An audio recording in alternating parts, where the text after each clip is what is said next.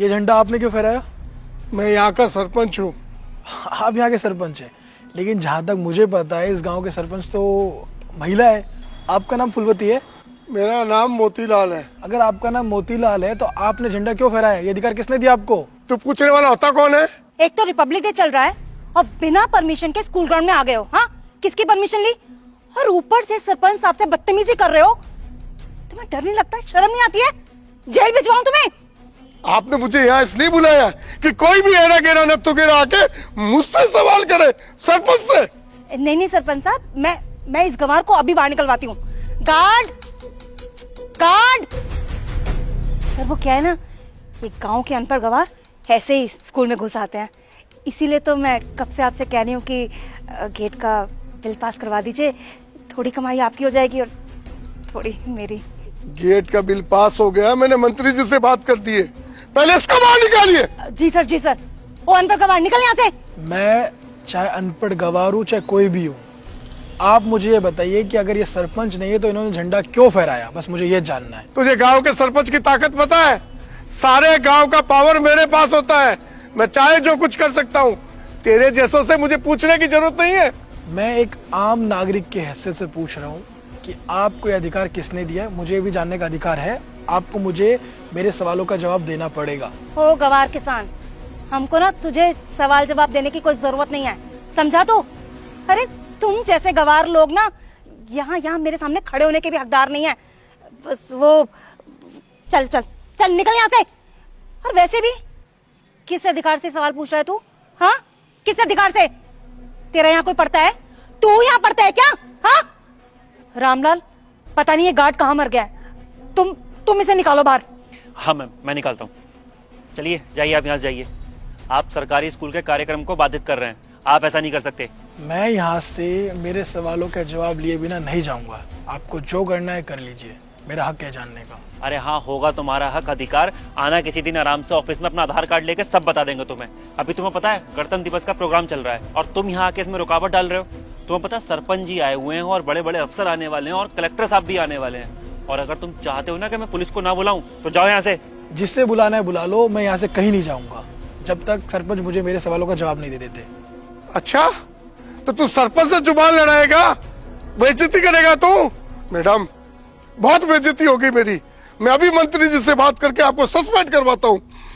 आपने लगा क्या रखा है? इसलिए मुझे बुलाया है? Sir please sir. क्या सर लगा रखा है? सरपंच की मजाक बहुत हो गई। सर मेरी नौकरी चली जाएगी सर, प्लीज आप मुझे 2 मिनट दीजिए, मैं अभी इस जाहिल गंवार को यहाँ से निकलवाती हूँ। 1 मिनट सर। सर कोई गांव का गंवार है, किसान कहीं का। निकल यहाँ से किसान, निकल। मैम आप गलत समझ रही हैं, ये क्या बोल रही हैं आप? चुप। तो हिंदी टीचर है ना, जाकर वहां खड़ी हो जा। तुझे पता भी है यहाँ पर कैसे काम चलता है? नई ज्वाइनी है ना तेरी, इसलिए तुझे पता नहीं है यहाँ गांव का स्कूल का मैनेजमेंट कैसे चलता है। हाँ, ये गांव के नीची जाति के लोग हैं, गांव के अंदर घुस आते हैं और सर हम लोगों से ऐसे बदतमीजी करते हैं। इन लोगों को सीधा करने के लिए इनके साथ यही होना चाहिए। पर मैम एक बार मेरी बात सुनने की कोशिश तो करिए कि मैं बोलना क्या चाहती हूँ। आजकल के बच्चे 2 अक्षर क्या पढ़ लेते हैं, नौकरी लग जाते हैं, बहुत बड़ा समझने लगते हैं अपने आप को।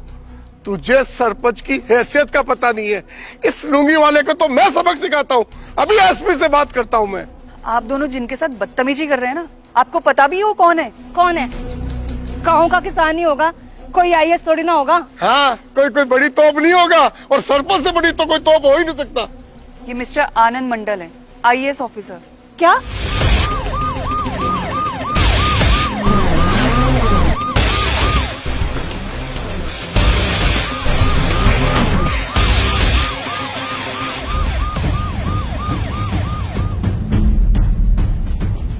ये चप्पल लुंगी पहन के क्यों यहाँ आए हैं? और ये तो 11 बजे आने वाले थे ना, जल्दी क्यों आ गए हैं? सर 11 बजे ही आने वाले थे, लेकिन ये देखना चाहते थे कि यहाँ किस तरीके से काम किया जा रहा है। मेरे पास कॉल आया था और मैं इतनी देर से आप दोनों को यही बताने की कोशिश कर रही थी, लेकिन आप लोगों को तो मेरी बात सुननी नहीं थी। अरे सर, आपने पहले क्यों नहीं बताया? कलेक्टर साहब, सर चलिए ना मेरे साथ गांव में। देखिए आप, मैंने गांव को यहाँ से वहां तक उठा दिया है, रोडें बनाई है मैंने, पानी का विकास कराया। मैं बहुत ईमानदार सरपंच हूँ। मेरे जैसा सरपंच तो किसी गांव में नहीं मिलेगा। सर चलेंगे आप मेरे साथ? सर मुझे तो ईमानदारी का अवार्ड देना चाहिए। बिल्कुल सरपंच जी, आपको ईमानदारी का अवार्ड मिलेगा, बस आप थोड़ी देर सब्र रखिए। लेकिन उससे पहले मुझे किसी से मिलाना है आप लोगों को। मैम, आप इन्हें जानते हैं? हाँ सर, ये तो मेरी धर्मपत्नी है। आपकी धर्मपत्नी? अच्छा एक बात बताइए, आप इस गांव के सरपंच हैं? डरिए मत, बताइए, किसी से डरने की जरूरत नहीं, बोलिए। साहब सरपंच तो मैं ही हूँ, पर सारा काम मेरे पति ही देखते हैं। वो कहते हैं कि मैं अनपढ़ हूँ, मुझे कुछ नहीं आता, तो इसलिए घर पे ही रहते हैं हम।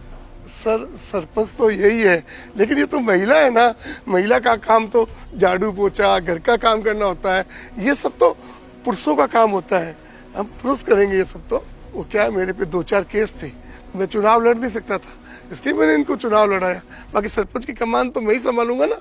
ये महिला कहाँ जाएगी और किससे मीटिंग करेगी? ये तो घूंघट भी अच्छी लगती है सर। अच्छा, तो ये महिला है इसलिए कुछ नहीं कर सकती, इनको घरों का काम करना चाहिए। ये अधिकार किसने दिया आपको ऐसा बोलने का? आपको पता भी आप कौन सी सदी में जी रहे हैं? अगर ये सरपंच है तो आप सरपंच क्यों बने? आपको अधिकार किसने दिया? आप जैसे लोगों की वजह से महिला अपना अधिकार नहीं ले पाती है, वो कुछ कर नहीं पाती, हमेशा उन्हें घरों में रहना पड़ता है।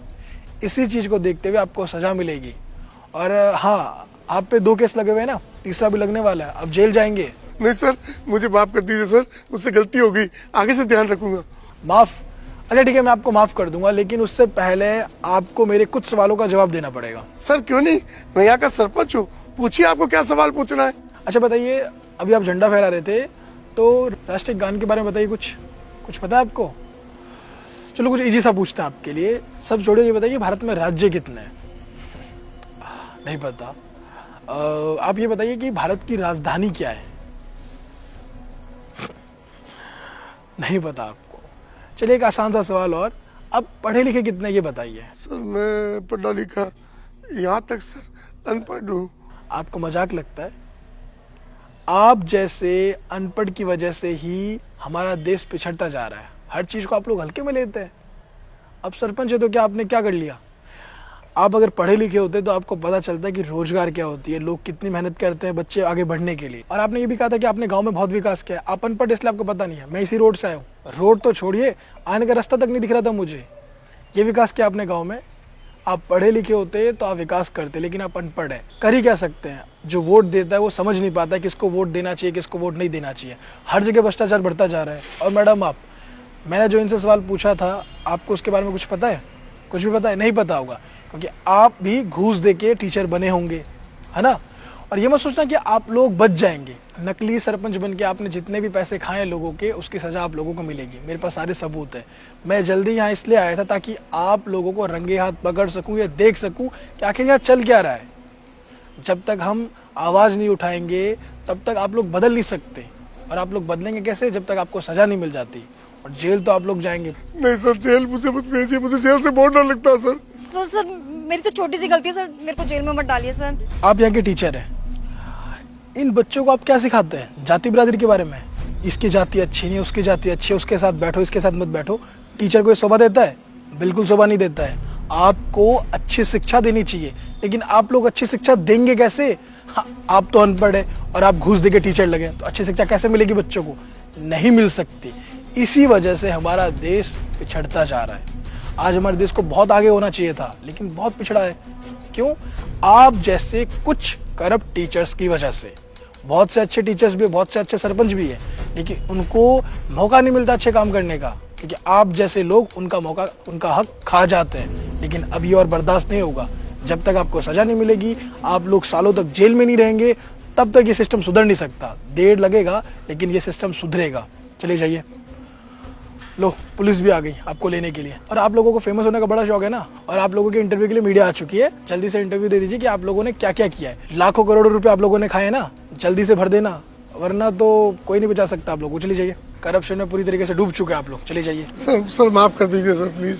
सर मेरी कोई गलती नहीं सर, मुझे माफ कर दीजिए सर। हाँ सर, हमको माफ कर दो, गलती होगी, अब नहीं होगी। चाहिए, गेट आउट। जाइए, चुपचाप वहां बैठिए। बच्चों, आप अभी स्टूडेंट है, पढ़ाई करते हैं, लेकिन अब फ्यूचर में आप लोग भी नौकरी करेंगे, तो आप हमेशा एक बात ध्यान रखना, कभी भी किसी भी करप्ट लोगों का साथ मत देना। हमेशा ईमानदार रहना। अगर आप लोग ईमानदार रहेंगे तभी हमारा देश आगे बढ़ पाएगा। समझे? तो इसलिए ईमानदार रहिए, मन लगा के पढ़ाई कीजिए। जय हिंद। भ्रष्टाचार क्यों बढ़ता जा रहा है? क्योंकि हम इसके खिलाफ आवाज़ ही नहीं उठाना चाहते, इसलिए हर एक व्यक्ति भ्रष्ट होता जा रहा है। तो प्लीज़ भ्रष्टाचार के खिलाफ आवाज़ उठाइए, क्योंकि आपके और सबके आवाज़ उठाने से ही भ्रष्टाचार खत्म हो सकता है।